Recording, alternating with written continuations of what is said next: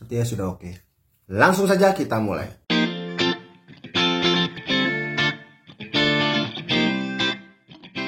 Assalamualaikum warahmatullahi wabarakatuh. Selamat datang kembali di channel Bahana Irianta yang membahas seputar pengembangan diri. Saya sampai lupa openingnya karena udah lama, 2 bulan guys. 2 bulan saya tidak syuting dan ini saya nggak siapin skrip. Insya Allah seperti biasanya 5 menitan. Di sini saya akan bahas tips masuk Politeknik Negeri Bandung. 8 tips ya. Ini relate banget, ini praktikal banget. Jadi tonton sampai selesai, jangan sampai di skip.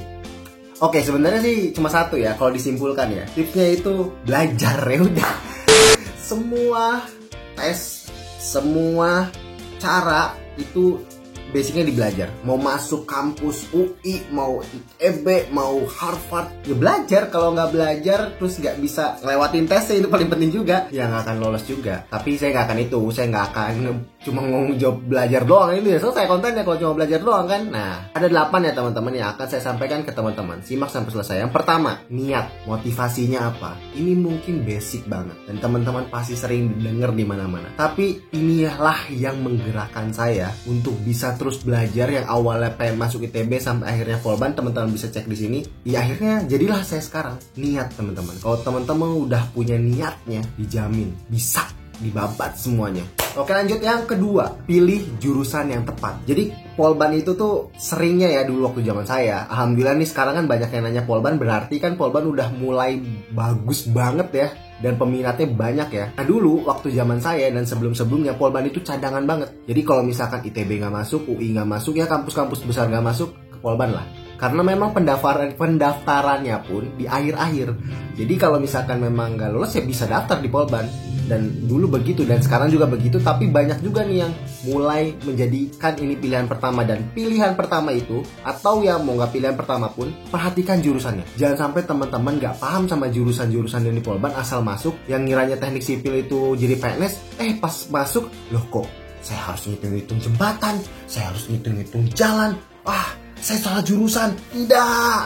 Dan jangan sampai kayak gitu. Informasi udah banyak, cari. Jangan sampai salah jurusan. Itu penting. Lalu yang ketiga, siapin soal-soal sebelumnya sebanyak-banyaknya. Kerjain soal-soal sebelumnya. Karena itulah yang nanti membantu teman-teman memahami pola pengerjaan soal yang ada di tes-tes universitas manapun, khususnya Polban ya. Ini juga yang menjadi kunci bahwa teman-teman siap. Karena kalau teman-teman udah tahu polanya nih, cara tesnya Polban, berarti kan teman-teman udah, oke, saya tahu nih polanya kayak gini. Jadi nanti pas mengerjakan ya gampang-gampang aja. Karena memang sih kalau dari tingkat kesulitan ya, SMB Polban itu lebih sulit dari lebih sulit dari UN, lebih mudah dari SBMPTN. Nah tinggal siapin aja. Kalau rajin-rajin ikut tes SBMPTN pasti lolos. Insya Allah. Yang keempat, tahu jadwal tesnya biar gampang susun strategi. Misalkan nih teman-teman Polban pengen di urutannya nanti kelima, ya nggak apa-apa. Tapi teman-teman harus tahu kapan nih Polban buka. Jangan sampai nanti misalkan nih teman-teman daftar udah pengen Polban tapi teman-teman nggak tahu. Daftar aja tahu-tahu pas mau daftar Polban tinggal sehari lagi.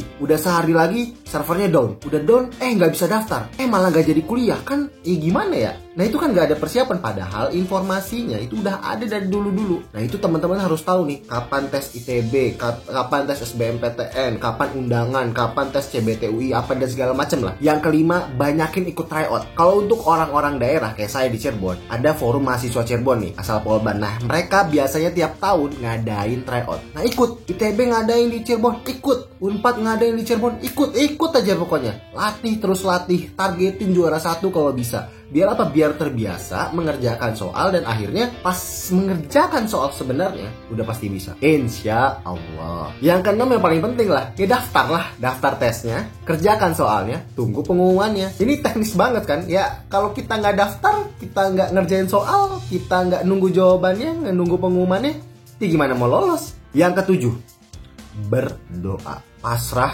hasil usaha yang sudah teman-teman lakukan selama setahun, 2 tahun, 3 tahun menuju tes yang teman-teman kerjakan. Pasrah kepada Allah Subhanahu wa Ta'ala. Hasilnya serahin serius, serahin banget. Insya Allah hasilnya pasti terbaik. Percaya, pengalaman saya ini teman-teman bisa cek lah di video yang saya bahas 8 kali kegagalan itu relate banget. Saya menyerahkan kepada Allah dan Allah memberikan sesuatu yang gak pernah saya bayangkan, yaitu masuk Polban. Dan yang ke-8, ya pastinya harus keterima. Dan pas keterima, daftar ulang. Karena banyak loh yang udah keterima, tapi nggak daftar ulang.